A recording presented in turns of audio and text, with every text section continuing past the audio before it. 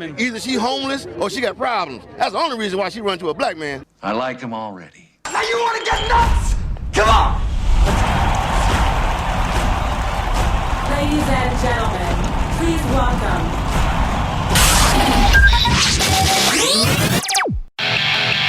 Producer, director, writer. He is the ultimate filmmaker and bona fide foodie. You're listening to The Quidditas Factor with Michael J. Arboway.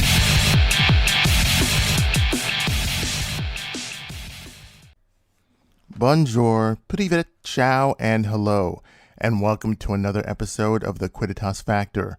I'm your host, Michael J. Arboway. But before we begin, what does this word Quidditas mean? Adriana, give them the definition. Quidditas, Latin, the whatness of a thing, the essential nature of something, the quality that makes a thing what it is. Yes, Quidditas is the whatness or essence of a person.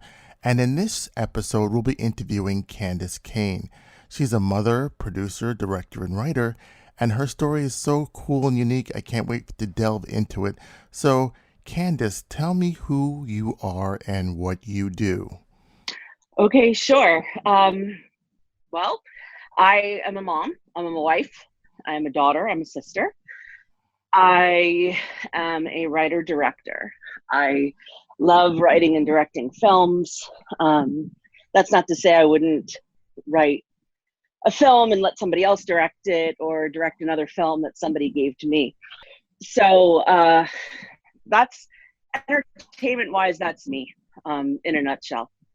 Now, I had the opportunity to work with you on a project, and I noticed how close you were to your mother. Did she have an influence on you in the beginning when you were a child growing up? Absolutely. My mother is a huge influence. My dad left us when I was 7 or 8. But my mom, was raised me and my sister all by herself. So, my dad left and I didn't talk to him, see him, hear him again till I was like 11. But it was always just me, my mom, and my sister. I have always hit the glass ceiling. Doesn't matter if it was playing Little League, and playing in Little League, I was too good to play with the girls. So I ended up going on the boys with a girl named Nancy. So the two of us were on there. And there was so much sexism, and I was 12. So they didn't want me playing there. So I had to age up and I had to play up because girls don't play baseball, they play softball. I played football. I was place kicker for football. And in my very first game, I was going out for the kick and the entire defensive line just dropped and I was at the bottom of a dog pile. So, it's, my mother has always taught me that I can do whatever I want to do, that I'm strong, that, and she did whatever she wanted to do, and brought me and my sister along for the ride. So yeah, definitely having my mom, with that you can do anything attitude, like made me believe I could do anything. So tell me, when did you get interested in the entertainment business? When did that start for you? I started as a child model when I was younger, and then I did theater. And then I went to University of Alaska, Anchorage to get my MFA, and I was only there for 4 months though, because my aunt was killed and I ended up coming home to help my family out. Oh my goodness. So tell me a little bit about your background in theater. How did that kind of shape you to go towards film? It didn't. Oh, it didn't? Okay. Well, I mean, it's not that it didn't. I'm 43 years old, and being 43 years old, I've been in 36 stage productions, and I stopped acting in 2007. So obviously I've done a lot of theater. The way that I made the move, the transition from directing in theater to directing in film was that I was doing the Disability Film Challenge, the Easter Seals Disability Film Challenge back, I think it was 2015, I think. And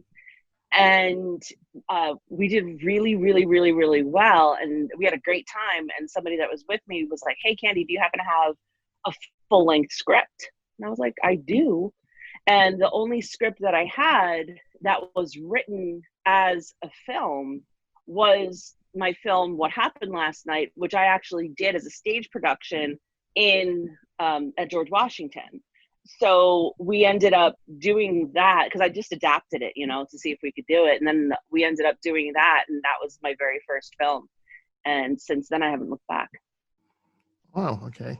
So I also see here that you're an entrepreneur. You own a couple of businesses. Can you tell me about that? Well, I have Gemelli Films. Gemelli Films Incorporated is my production company. It's an all-female production company where we hire men. We're not sexist, but all of my decision makers and influencers are women. Gemelli means twins, which I named after my twins. And I own the Candy Cain travel company, which my mother took over after things started picking up for me with with filmmaking. And I have King Casting and Talent Management, which I'm trying to phase out, but I keep getting sucked back into it. Wow. I mean, you have a full plate there with all that you're doing. So I have to ask, because a lot of people call you Candy Cain, and I've noticed that the last couple of productions you've done are Christmas themed. How did that come about? So I went to MIPCOM and back in 2018. 2018? Yeah, 2018, I went to MIPCOM and with my partner, Amy Minter, and we went and we met with this wonderful woman named Anna from Real One Entertainment. I'm not even going to try to say her Russian last name. So Anna was like, you really should do Christmas movies. After all, your name is Candy Cain. And I'm like, since I married my husband, I have heard nonstop, oh my gosh, you should be Candy Cain. You should be Candy Cain. And I'm like, no, I am Candy Cain. I don't want to do it. And then I was like, let's try it. Somebody came to me with a budget and said, what do you think we could do for this budget? And I said, I want to try a Christmas movie.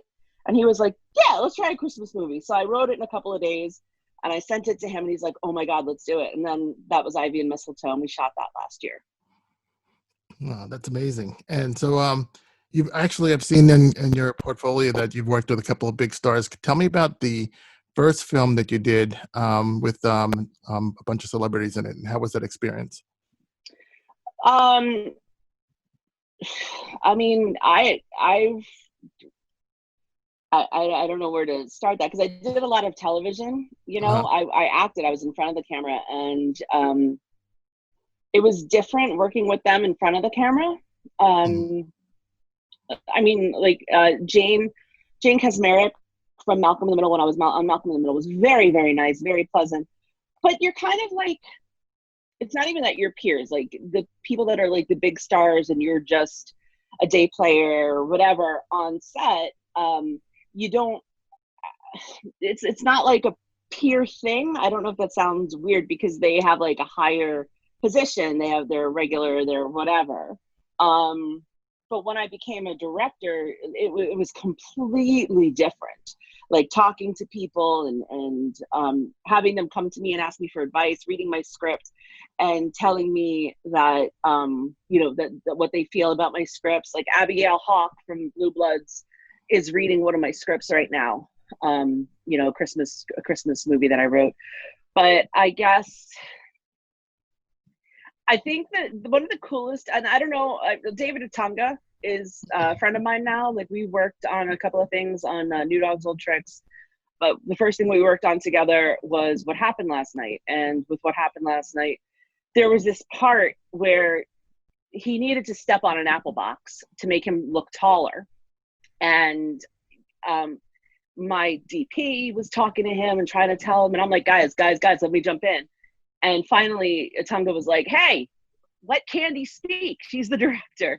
And I was like, David, do this. And I told him how to manipulate his body, and he manipulated his body, and it looked exactly like it was supposed to look. So when I work with like the big stars, Amber Rose, Vivica Fox, who else have I worked with? Patrick Muldoon. There's a list. Like Catherine Mary Stewart and I went out for beers and steak after we shot, back in January. And I think it was me, her, Donna Drake, and Ashley Brinkman. I think we all just went out to like Texas Roadhouse or something after we shot. So it's cool working with them. Vivica Fox has really become a mentor to me. She's given me a ton of advice. I text with her frequently, talk to her all the time, you know, and I go to her for advice. So it's really, really nice to have somebody at that level that I can rely on. And she always said to me, you know, I'm giving you advice because I got advice from somebody else to get me where I am. So I like listen to what she says. Here's a question for you. Most people in this business feel like they have to move to California to make it, but you've decided to stay in New York and also make your movies here on Long Island. Why is that? Well, I'm married, okay, and my husband is a cop, and I have twins, my 12-year-old twins, and I'm not going out to LA, you know, to film or whatever else. I had post-production out there for my film, What Happened Last Night, and I was literally getting on a plane for a midnight, you know, a red-eye flight, fly out to LA. I'd spend 48 hours there, hop on a flight, and then go back. So, you know, I was finally like, you know what, screw this. I'm bringing the work out to me.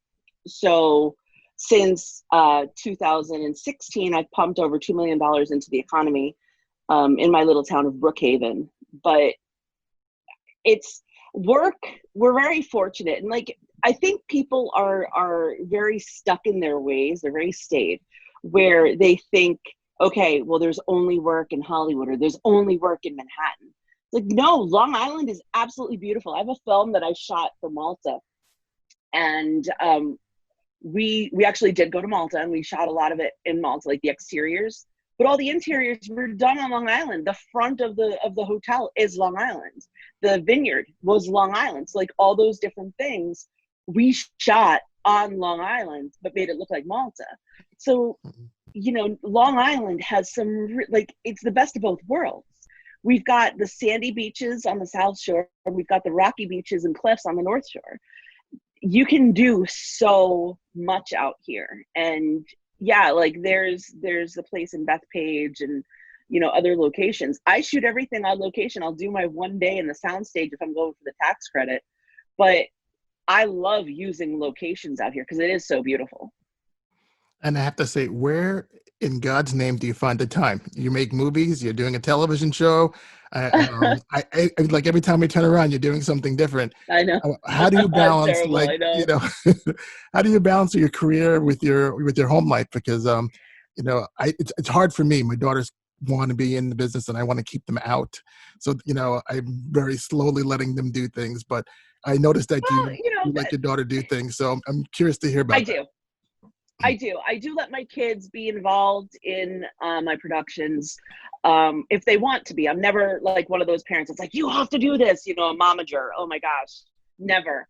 I treat my kids like adults, you know, like I talk to them, and any kid that I have on set, I treat them as an equal. And I know I'm very intimidating. So I don't necessarily, you know, I'll ask my kids, hey, do you want to be in this show? The reason I started my casting company is because my son said to me, Mommy, why can't I be on TV? Because we were watching television and my episode of Malcolm in the Middle came on, and he was like looking at it. He's like, looking at the film, looking at me, he's like, wait a minute. Well, why can't I be on TV? You know, I said, oh, you can be on TV. You want to be on TV? I'll get you on TV. So I did. You know, he played opposite Jason Sudeikis in Sleeping with Other People. And they're good little actors. They were supposed to be doing Beauty and the Beast at Our Lady Queen of Apostles. Charlie got the part of the Beast and Catherine got Cogsworth. Wow. So they love to act. They're very outgoing. My mom is very, very, very, very supportive. My husband's very supportive. But we work it out. You know, I just have people that I can rely on. And if I don't have anybody, I take them to set with me. Like, they're good kids. And that's something that I do for everybody on my set. Cause you know, I have a lot of parents that work for me. Nick Pernito is my first AD, and Nick brings his daughter Colette to set all the time. Nikki, who is my Nicole Mullaney, who is my script advisor, she brings her daughter Allison on set all the time. So, you know, it's a family atmosphere. If you have a kid, like, you need to bring a kid, you bring your kid. And I've had people leave because of family emergencies, and everybody knows, okay, you know, just tell Candy, we'll work it out. We'll fix it. It'll be fine. And we've done that, you know, and we've had situations on set where somebody's had to leave because there was an issue with one of their kids. And it's funny, you said, how do you treat people that are stars, that are whatever, you mentioned that, like working with a crew. My crew is freaking awesome. I probably have the best crew in the business. I got Nick Pinito as my first AD, Jessica Papianis as my director of photography, Joey Pisani as my sound guy, Nelson Smith as gaffer, David Eggers as grip, Lexi Sherman and Jessica Tidaldi Rund for makeup, and Michelle Perry as hair, and Nicole Malini as my script supervisor, and my mom, Juliet Murata, is my production designer. So like that's our core. And if somebody comes to set and they think that they're too good to talk to any of those people, we ostracize them. Like, you're not going to put my people down because you think that you're better than all of us. And it's like when Vivica came to set, Vivica was so cool. And I'm just using Vivica because Vivica is like, I know she's got one of the biggest names, and I was just talking to her, so she's fresh on my mind. So when you have like Vivica come to set, I'll take her around. We're like, hey, Vivica, this is Joey. This is, and I introduced her to everybody. And at the end, she was like, all right, let's take a picture. Everybody want to take pictures? Joey went right up, took a picture with her. Like, she was great to work with. Amber Rose, Amber was fantastic. And people are like, oh, she must have been horrible to work with. Amber was honestly one of the best celebrities I've ever worked with.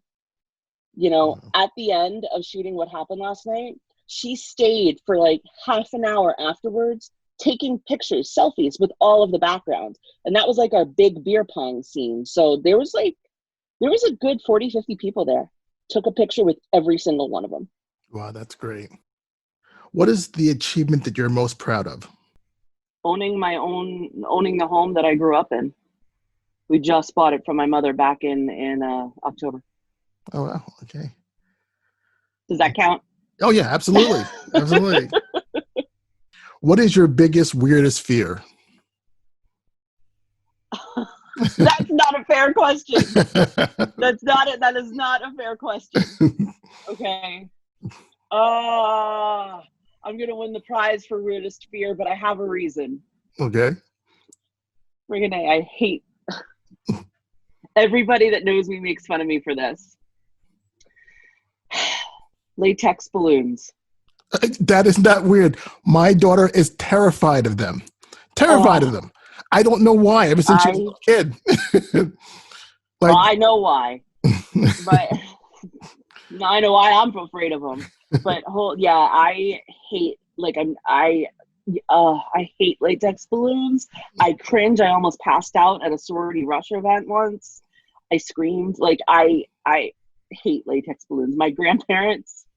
I have to tell the story of why. Because I'm also terrified of spiders. But a lot of people are. Latex balloons is weird. But my grandparents, my father's parents, were clowns. And they were not very good clowns at all. They were like the kinds of clowns that would do shows in the basements of libraries. So they would do like the animal balloons. When I see, what was it, Longhorn Steakhouse or something like that. I'm sitting there and the guys, I hear it, like I can hear it miles away. It's squeaky. Like it kills me. And I heard it and the guy comes over and I'm like, no, keep walking. And he's like, okay.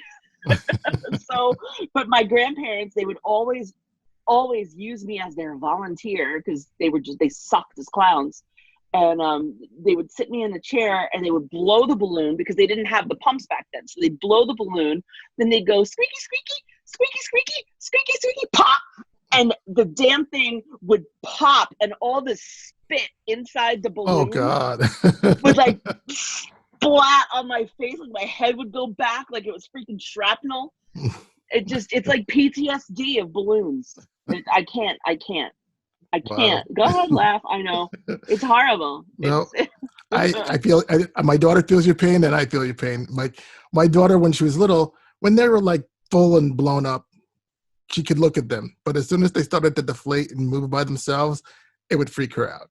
So no, I completely understand. No, so I'm like in the car and I can't remember why, but we had balloons in the car and I am a nervous freaking wreck about the balloons, right? They're in the car and one of the stupid things pops and while I was driving. So I almost drove off the side of the road. I was, had a heart attack. My friends were in the car, my kids, whatever. No, it was my husband. It was my husband and my kids, and they had gotten a balloon from Friendlies. And I didn't want to be like the bad mom. And I'm like, all right, this one time you could have it. And I'm driving home because my husband wasn't feeling well. The stupid thing pops, and I scream, and everybody's laughing at me. I think they did it on purpose now that I look back at it. Okay, so here's a question for you. Growing up, did you always want to make movies, or was there something else you wanted to do? I wanted to be center fielder for the New York Mets. When I was younger, when I was like, up until the time I was like 14, and I never played center field. I always played the corners, first and third base. But the reason that I figured that I would play center field was because you always put like the not so good players into the outfield. So I was like, well, maybe I can't compete with like pro leaguers, so I'll play center field. But I remember that being a dream for a long time. I wanted, when I was in college, I really, really, really wanted to be a dramaturg for the Kennedy Center. That was like, that's really where I thought I was going to end up. Okay.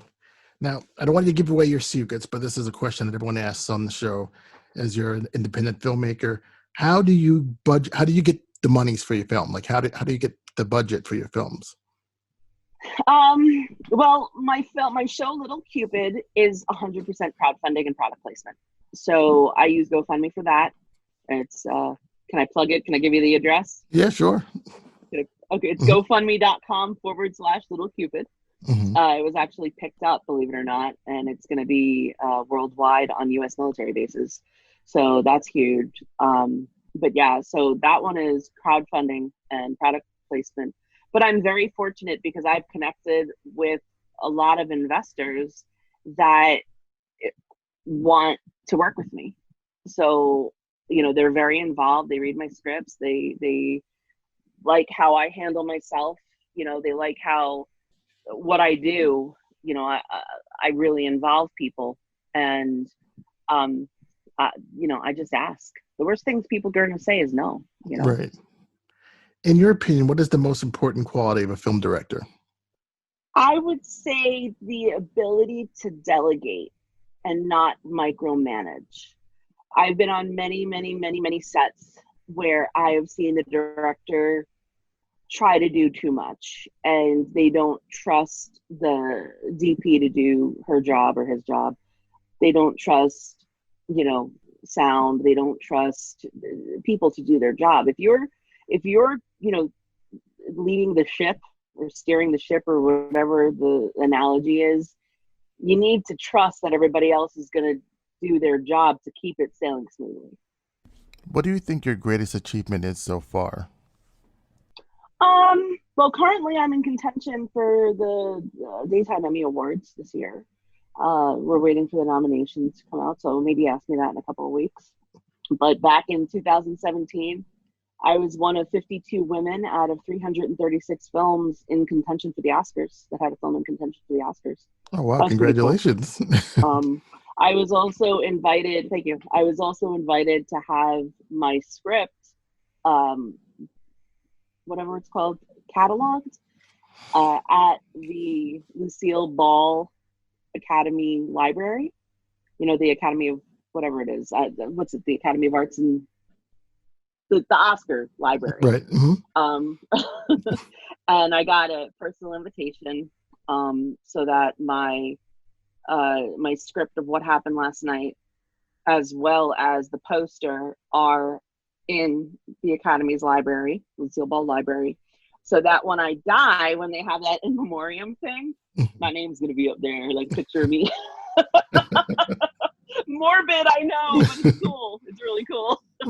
No, that is really cool. But it's kind of been like I was just talking to my DP.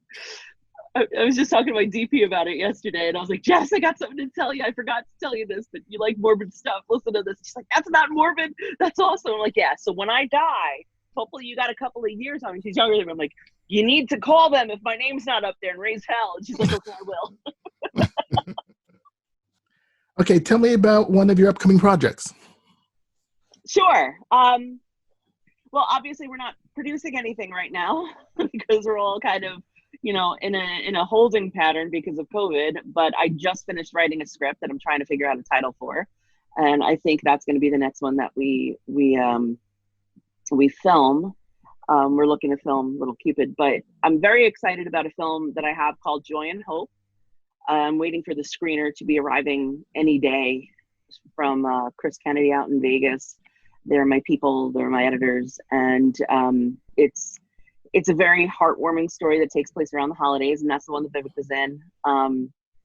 And I'm really, really excited for this film. Well, yeah, I can't wait to see it. So it's cool. We worked with. Is it your dream to end up on Lifetime or the Hallmark Channel one day? No. No? No. Okay. I mean, it would be nice. Hallmark has expressed interest, and Lifetime has expressed interest in a couple of my films. I actually have 4 in post-production right now for the holidays this year, so I'm kind of sure that I know that one of them will end up there. My dream is to actually do this film that I have called Live to Tell. It's about a school shooting, and it's told from the perspective of inside the school with the student that did the shooting and the people that he took hostage, outside the school with the emergency responders, and from the government and community response perspective. So that's my dream, but the budget it's a really big budget. I've had it in pre-production 3 times, and each of the 3 times I lost funding because of a shooting. So, we had it in pre-production, and then the Pearl nightclub shooting happened, and the investor was like, no, I can't do it. Then we had it in pre-production, and then the Vegas shooting happened, and they were like, no, I can't do it. Then I had another investor, and then the Parkland shooting happened. So my dream is to get to a point where I'm able to make it with my own money, What advice would you give a fellow colleague on how to make it in this business? Be persistent. Don't be afraid of taking no for an answer. You know what I mean? It's oftentimes it's not no, it's not yet,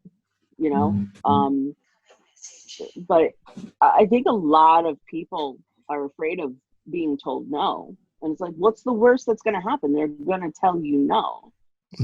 So what? You move on, you find somebody who's going to say yes. And I think Lady Gaga said it when she accepted her Oscar, where she was like, there just needs to be one person in that room that believes in you, and you hold fast to that person. So it's just a matter of finding that person, who does believe in you, who wants to help you, and don't give up. Don't ever, ever give up. I don't give up on anything. That's great. What is something you believe that other people think is crazy? There's so much. There's so much about me that people are like, nah, you're too optimistic. And I'm really not optimistic. I just know that I'm stronger than a lot of people, that I don't even know how to answer that. I honestly don't, because people think I'm crazy, but they go along with my plans anyway. But they do. They really do. Like, I'm like, okay, let's make a movie for a shoestring budget and let's sell it to Hallmark for 20 times what it's worth, what we shot it for. And they're like, that'll never happen. But they make the movie anyway, and, deals are on the table. So it's, I'm, what do I believe I honestly, I genuinely don't know how to answer that question. Okay. I'm sorry. I really don't. I'm trying to think. No, it's a hard question. The Mets will eventually win. I think the Mets will eventually win the World Series again. What roadblocks did you face when you first started out? You said Roblox, and I was like, oh, my son plays that game. Oh, wait, okay, no. What roadblocks they're the same roadblocks that I face every day. I'm a woman, and I don't mean that to sound stereotypical, but all the roadblocks that I've hit were from condescending men thinking that they know better than me. So when I go into my meetings, I go in being the dumbest girl in the room, like, oh, really? And I just sit there and the whole damsel in distress thing is usually what helps me get further, and it sucks, but you know, I have to play that gender stereotype. But gender stereotypes, that's the most thing, that's the biggest thing, is those are my roadblocks. I mean, you know, the normal ones, not having money, you know, not having funding, not having distribution, having people take advantage of me, you know, talking to me like I'm an idiot. And then you realize, oh, they're not talking to you like you're an idiot. They're talking to you like you're a woman. So that's how they feel, you know, the patriarchy or whatever. And I'm really not like a raging feminist or I hate men or whatever, but I can't tell you how many times I've been in a room where I've been talked down to, and I'm the one that wrote the script, that came up with the budget, that came up with like everything. And then I get there and they're like, oh, we'll show you how to do it.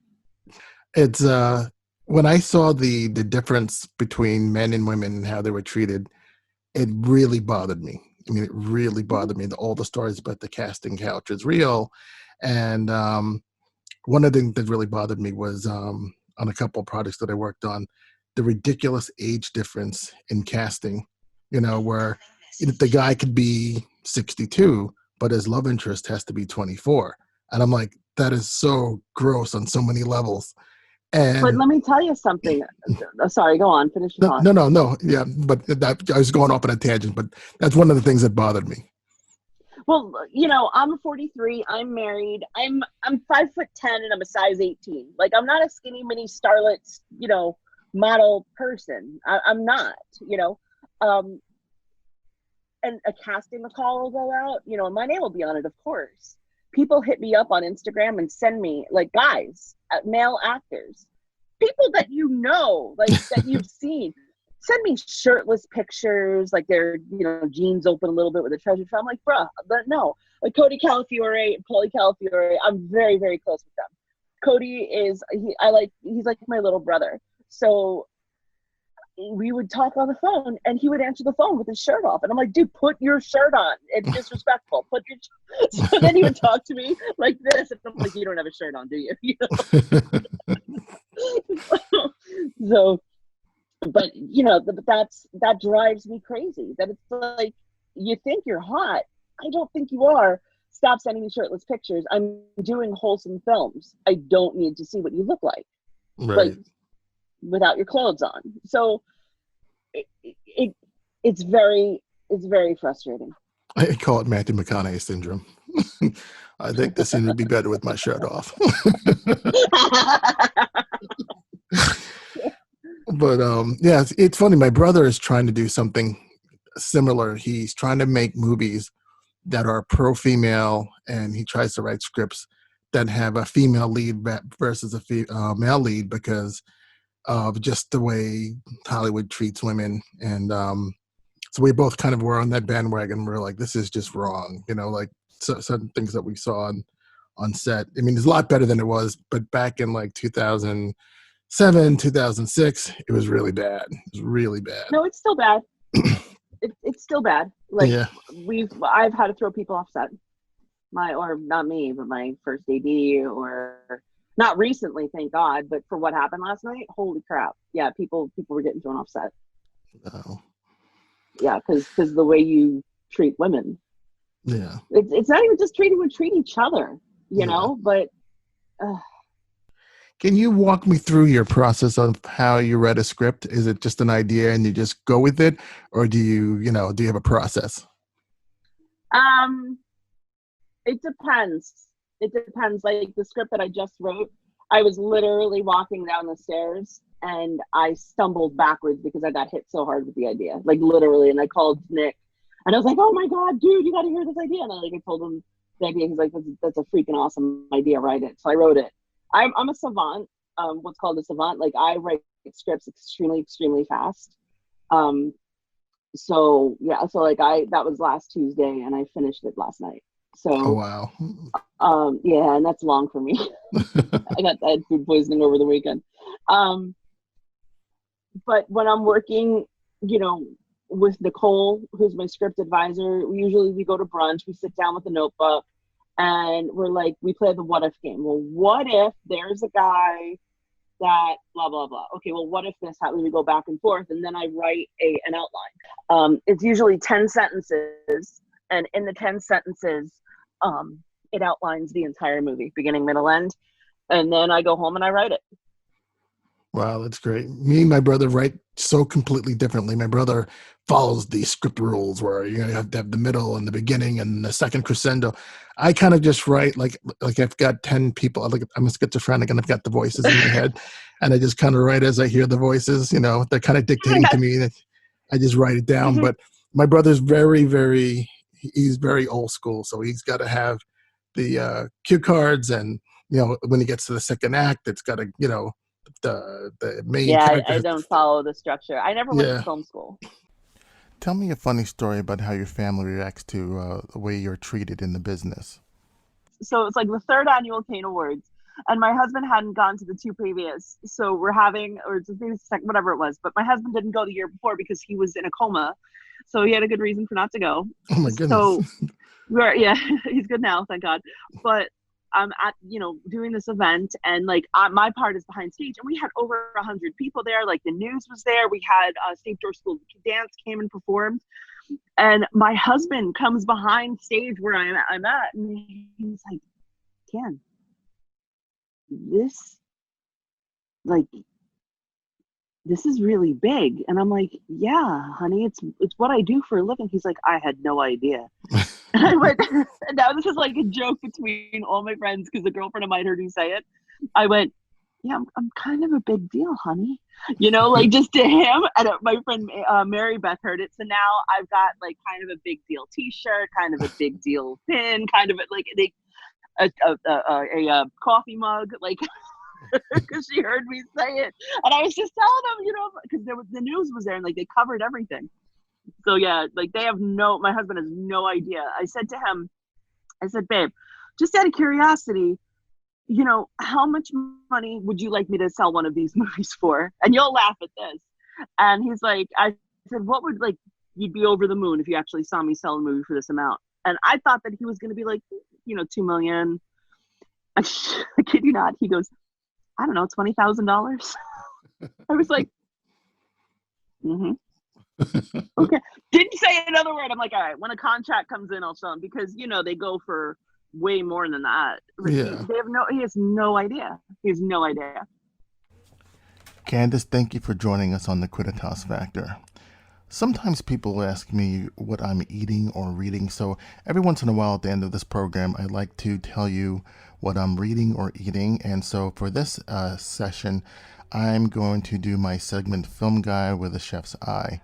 And basically all the times that I've been on set on independent films, sometimes I've been forced to cook or talk to the craft services and create something for the cast and crew. So on one particular film that I did, I recreated, or in my mind, I created the Hawaiian burger from Pulp Fiction, the Big Kahuna burger, which is a Hawaiian burger that doesn't exist, but it exists in my mind and in the film world. So sit back and enjoy as I give you the recipe to my Big Kahuna burger. As a foodie, I hope you enjoy it, and let's get started. Okay, here's my recipe for the Big Kahuna burger. You're going to get a pound of sirloin steak and a pound of pork butt. Bring those to your butcher and have them grind it up. To that, you're going to add 5 cloves of garlic and 1 whole onion. You're going to mix that together. Of course, the onion and the cloves have to be finely diced. You're also going to salt and pepper for taste. Once you do that, you're going to add half a cup of ketchup and half a cup of barbecue sauce and mix that into the meat mixture as well. Then you're going to make about golf ball sized pieces of meat, but the size of a golf ball. Those will be your patties. You're going to flatten them out. You could either flatten them out with your hands or use a hamburger press. Once you do that, it's as easy as putting it on the grill and cooking it. You're going to cook each patty for approximately 3 minutes on each side. And once the hamburgers are cooked, and they have to be cooked well done. You don't want them raw because you have raw pork in there. So with the pork and the steak mixture, it's got to be cooked pretty well. To that, once the patties are made, you're going to add a brioche bun, And to the brioche bun, you're going to put the patty, and you're going to get a pineapple slice. You can either use canned pineapple, or you can cut the pineapple yourself. I like to use the canned pineapple because you've got perfectly circles that you can put on the hamburger. And I also add a little scoop of avocado in the center of that. And you can add any dressing you like. I happen to like to use a Hawaiian barbecue sauce on top of that. And you are ready to go. A sweet and savory burger that is absolutely delicious. So if you're a fan of pineapple pizza, you'll be a fan of my version of the Big Kahuna Burger. Enjoy, and I hope you like that segment of me being the film guy with the chef's eye. Hey guys, before you go, if you like the show, please follow us on Facebook and Instagram. And for more information on me or the show, you can go to mikearboway.com. And that's MikeArbouyet.com. Buy some merch, check out my books, see what movies I'm working on. And thank you for listening. Tune in next week for an all-new episode of The Quidditas Factor.